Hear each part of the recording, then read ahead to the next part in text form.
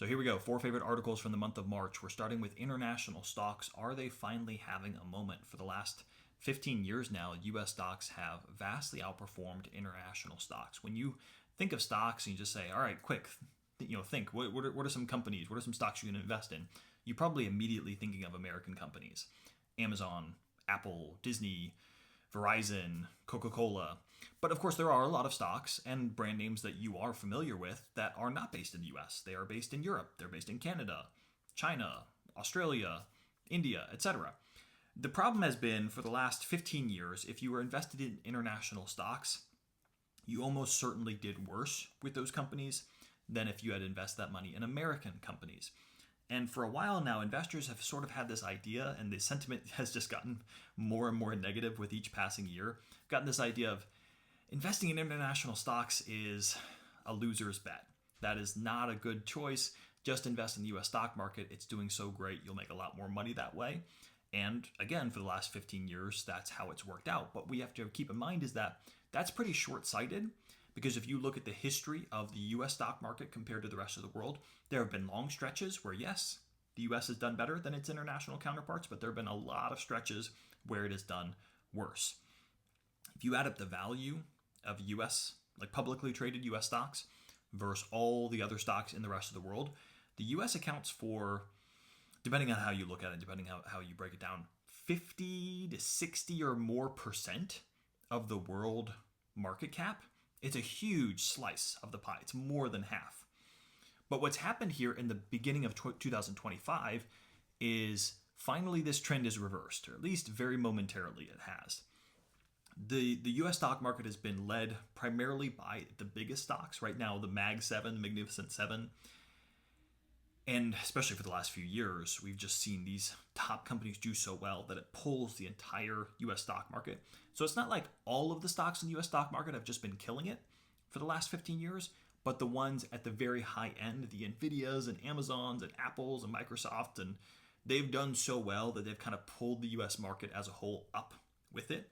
But to start 2025, it's been a very different story. So to start, and by the way, this article comes from Ben Carlson, A Wealth of Common Sense. If the name of your blog is some kind of pun, I'm already in. I just have a terrible sense of humor like that. But we have, this was written at the beginning of March. At this point, when he wrote this article, the S&P 500, which is the 500 largest stocks in the US, their average return was down about 2% to start 2025. It went up at the beginning. We hit an all-time high in February, but since then, we've dropped quite a bit, almost 10% from that time period. I know by the time you're listening to this, it's changed a little bit, but as of the beginning of March, it was down about 2% for the year. But international stocks as a whole, the index that measures international stocks, was up about 11.5%. So that's a very big difference in just about a little bit over 2 months' time. Well, what's going on here? Well, a lot of different factors at play. The US stock market has been spooked by a few different things, by tariffs, by changes to US government policy, pulling back on spending with Doge, and national debt concerns. There's just a lot of moving parts right now. But the US stock market has not done so well to start 2025, but countries like Germany and France and Italy and the United Kingdom, who have been lagging behind the US for quite a while now, have suddenly jumped comparatively. And here's why I think this is important. I've been trying to sound the alarm for about 2 to 3 years now, especially in conversations with clients, explaining why it's important to have money in US stocks and international stocks. I definitely don't want to go too far down this rabbit trail, because this is not about giving you investment advice and telling you, here's how much you need to have in international stocks, US stocks. But I think there was an attitude among a lot of investors for a while now that, why would I even invest anything in international stocks? There's a lot of investors right now, they have no money in international companies. They just have it in US stocks.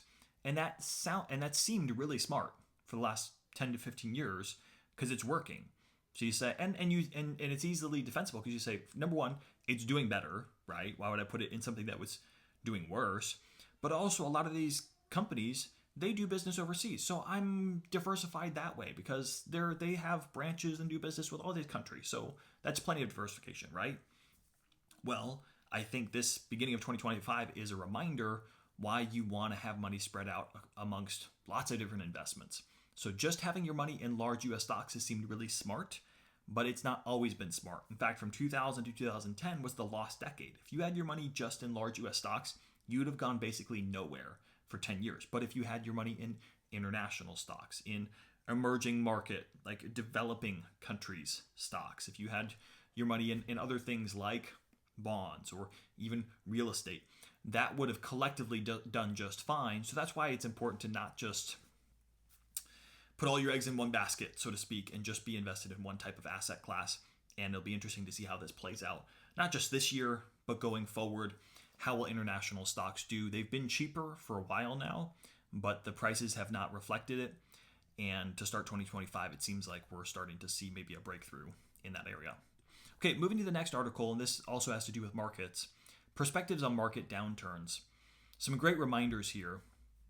It's easy for me as somebody who sits in the seat of like, I'm checking the market pretty much every day, talking with people all the time about their investments and their accounts. So, I've always got my ear to the ground on what's going on.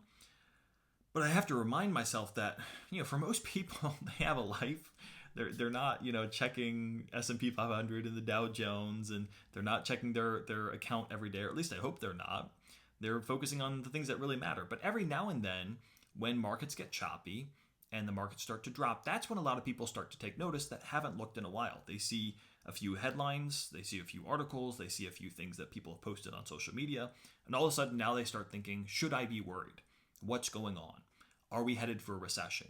And my answer to that is always, yes, we are headed for a recession. I just don't know if it'll be now or later, because every few years we do have a recession. It's an unavoidable part of the market cycle. We have growth and then we have recession. That's just how it goes. But in times like this, like the start of 2025, when the US stock market is choppy and drops in the neighborhood of 10% to start the year, people are concerned, right? They say, what's going on? Should I be doing something different? And there are some great reminders to keep in mind when things like this happen to keep you on track and to keep you from making a bad choice at a bad time. And so this is from Ruben Miller. He's got a great blog, Fortunes and Frictions. I'm not going to read all the different thoughts he gives, but I'm going to highlight three that I thought were really helpful. First one is, it's okay to be disappointed, but it's not okay to be surprised. For me as an advisor, I'll be honest with you, I don't like seeing things in the red. I don't like checking the indexes and seeing, S&P 500 is down today. That's not fun. I feel very disappointed, but I'm not surprised because I know what's normal. What's normal is that the market's going to have a drop of 10% or more on average once a year. So when it happens, I shouldn't throw my hands up. I shouldn't be sounding the alarm bell saying, wait a second, what's going on? No, this is normal. This is to be expected. And about once every 4 years, the market will drop more than 20%. We'll go into a bear market, a recession. Again, not fun. I don't like having those conversations. I don't like seeing account balances dwindle, but it is part of the cycle. And we know over the long term that the market has always rebounded and continue to push into all-time high territories. And that's the message, and that's the emotion that I want to convey to others, that, hey, yes, I'm disappointed. It's not fun. We don't like to see our accounts go down, but that's why we're in this for the long haul. And there's a difference between being disappointed and being surprised. The second one is that the market is never, quote unquote, going down.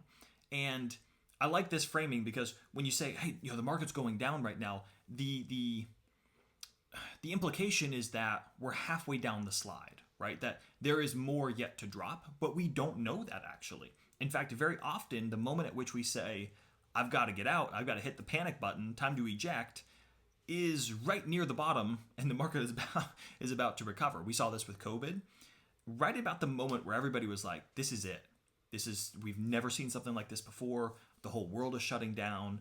This is a really scary time. This could take years, or maybe decades, for the stock market to recover.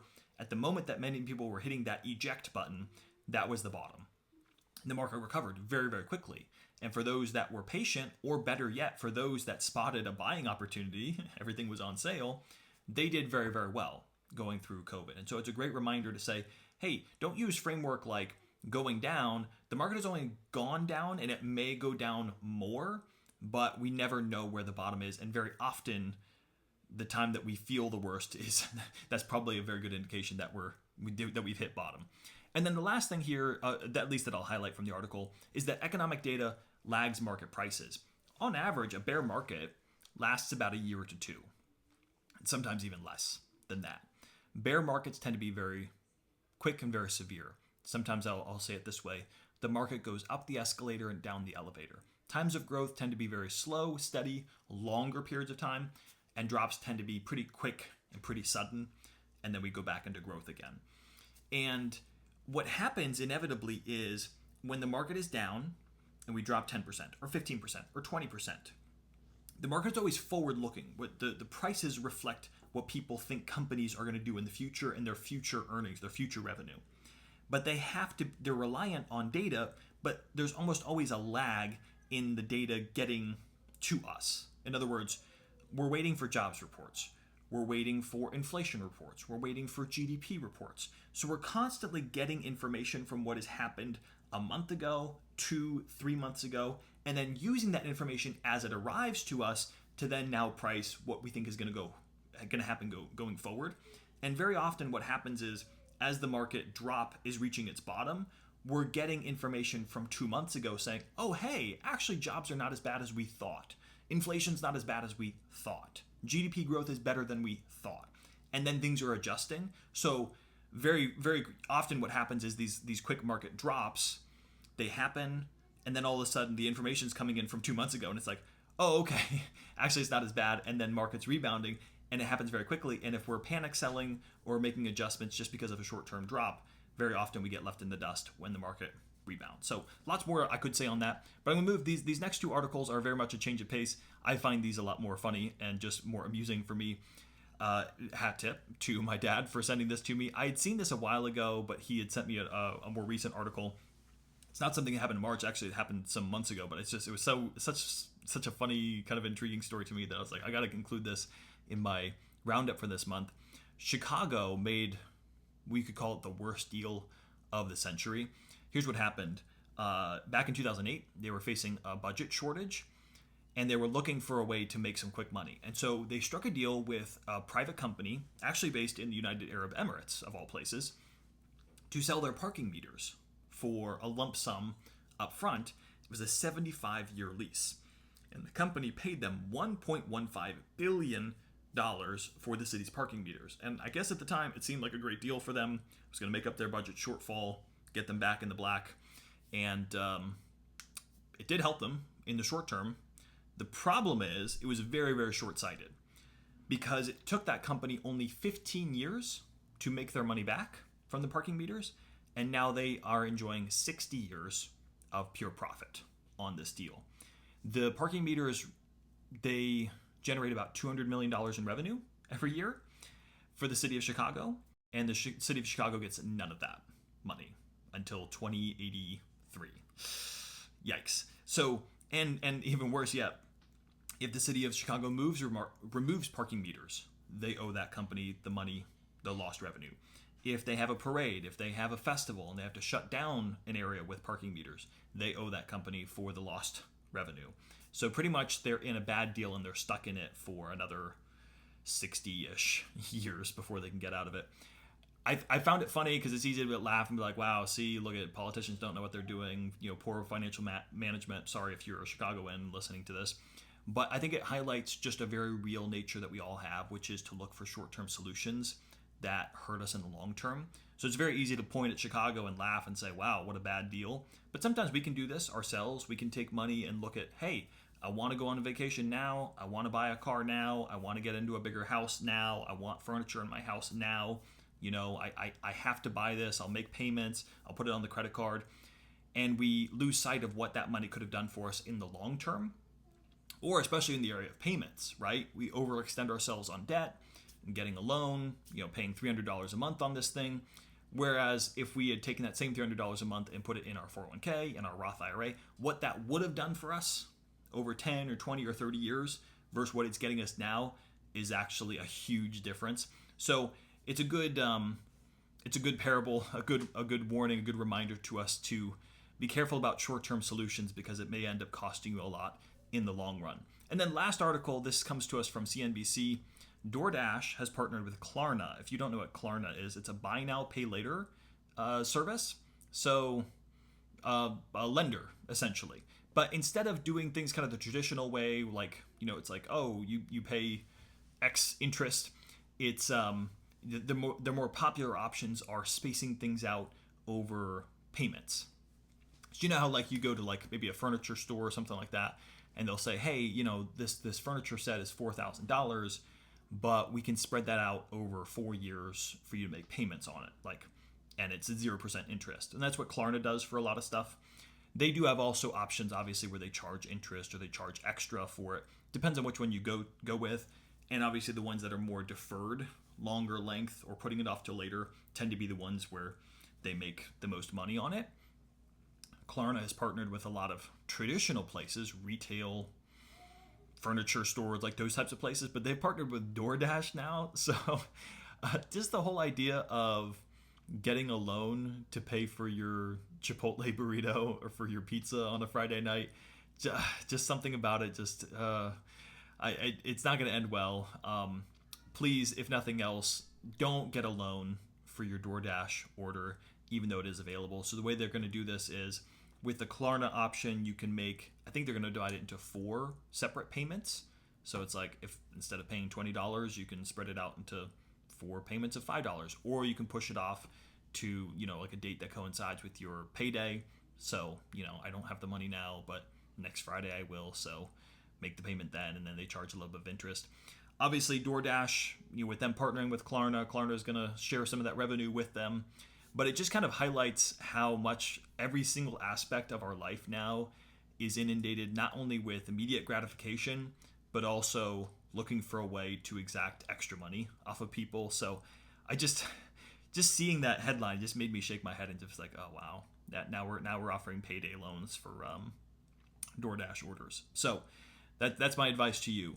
Please don't use Klarna to purchase to finance your next DoorDash order. By the way, Klarna's doing pretty well. They've increased their revenue to almost $3 billion last year, and they're in the black now. They were operating at a loss for a while. So obviously they're doing something right, and maybe they're here to stay, but please stay away from Klarna on your DoorDash orders. That's going to do it for me for this episode of the Financial Pathway podcast, and we'll see you on the next one.